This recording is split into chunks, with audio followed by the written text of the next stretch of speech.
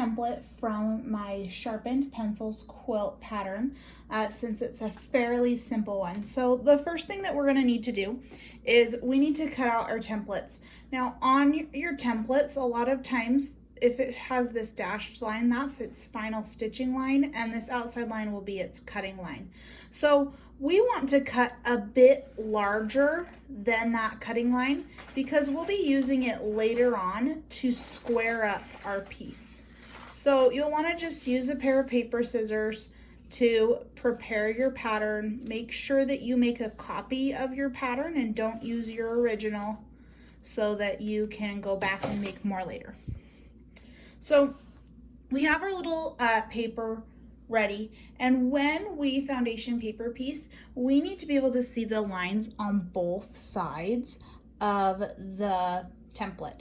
So it depends on you and what paper you use. You can use some special paper that's made for this.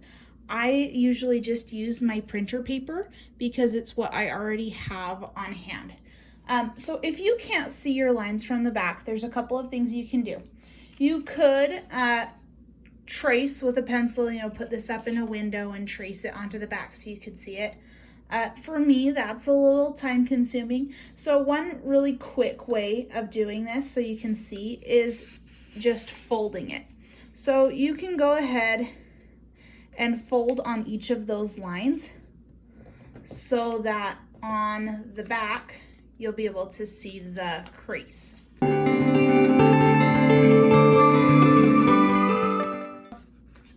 We have this piece now and we're ready to go. I also have my fabrics already pre-cut. One thing I like to do to make sure I have enough fabric for everything is I do pre-cut the pieces and make sure that wherever they're going to go, they have 1/4 of an inch seam allowance in all directions. If you're testing it, you do need to lay it on the same way that the straight edge on your piece goes. On all my patterns, I give sizes so you can really make sure that everything is large enough. Some people like to just use their scraps and see where it takes them. So we're gonna go ahead and we're gonna start. We always start, this is like counting up. So we're gonna start with the number 1.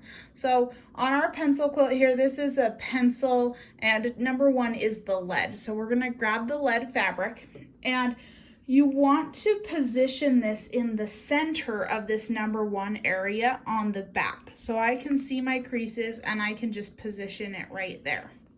Now, a lot of times fabrics can slip, so sometimes it can be helpful to just pin it in place here so that it's not going to move as I do my next steps. So we have this centered. Now we're going to go back to the front here and we want to fold on this line in between 1 and 2, right? So we're counting up. So since you've already pre-folded your fabric, it can be really easy. I just fold that up and I can see I have some extra fabric there.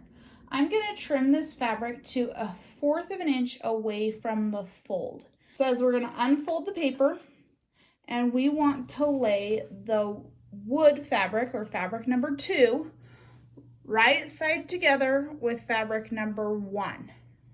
Okay, so we can put this right here lined up to fabric number 1. You can pin this now if you want to. If you are not a pinner, you can take it straight over to your machine. Over here at our machine, we're going to do a few things before we start to sew. The first thing is I'm going to decrease my stitch length down to in between 1.5 to 2. This makes it so your paper will rip off easier at the end and it makes your stitches a little more secure. We're going to take our fabric here and we're going to make sure that we put it in very gently. We want these fabrics back here to stay lined up. All right, so we're good there. And what we're gonna be doing is we're just gonna sew on this line in between the number 1 and the number 2. just from right here to right here.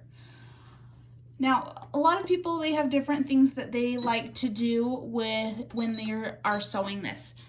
One thing you can do is you can just put your needle up and down in the same spot when you start and end to lock your stitches in, or you could just back stitch a couple of stitches, which I find is a little easier since all machines have that function.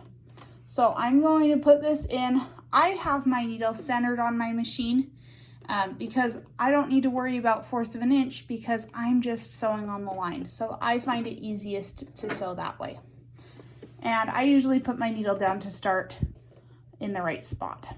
We're gonna go ahead, we're gonna go a couple of stitches forward.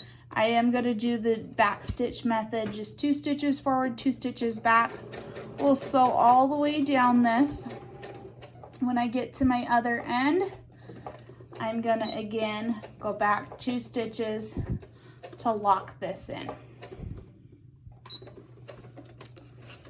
So when we take it out, we can see right here, we've just sewn from there to there.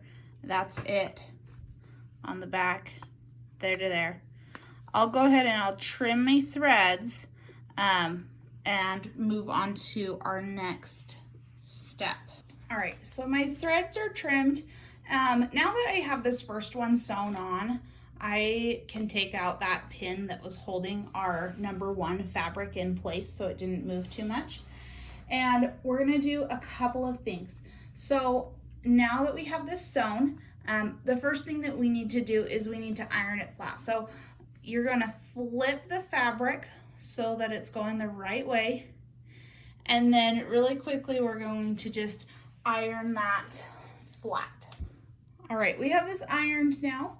So we can go ahead and what we're gonna be doing is we're gonna be repeating this process, okay? So you have a fabric in place, you're gonna find the next number. So we've done 1 and 2, so our next number is 3. So we're gonna fold on the line in between the 1 and 2 and the 3. Now we're going to be trimming this fabric down to just 1/4 of an inch. So we have it nice and trimmed down now. We'll put our paper flat again, and we're gonna get the fabric for the number 3. So here's my number 3 fabric. I'm gonna put it right side down on the fabrics that I just trimmed. Now, one thing that you wanna make sure that you do is make sure that you're positioning your fabric so that when it folds out, it's gonna cover all of the area that it's supposed to, okay? So when I sew this fabric on, I don't wanna sew it way up here where I'm gonna have a gap at the bottom or down low. I want to really center it in that area and sew it right there, okay? So I have it lined up where it needs to be sewn on. Again, you can add a pin or not, and I'm gonna take this over to my sewing machine. Okay, from the paper side of our template, we're gonna be sewing this line for number 3. Now notice where it stops. I am only sewing the part that there is a line on.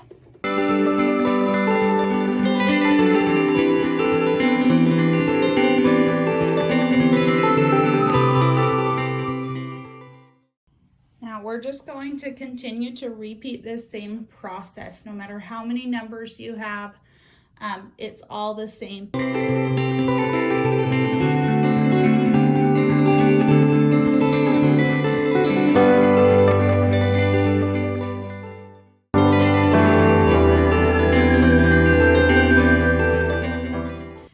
We've sewn our last piece on, and again, it can be as many or as few pieces as the pattern requires. You just go through those very same steps, find the next number, find the next number, okay? When you're done, what you want to do, make sure this is ironed very flat, and we're going to trim this piece so that we can use it in our quilt. So again, on here, the dashed line is a stitching line. This outside line is going to be your cutting line.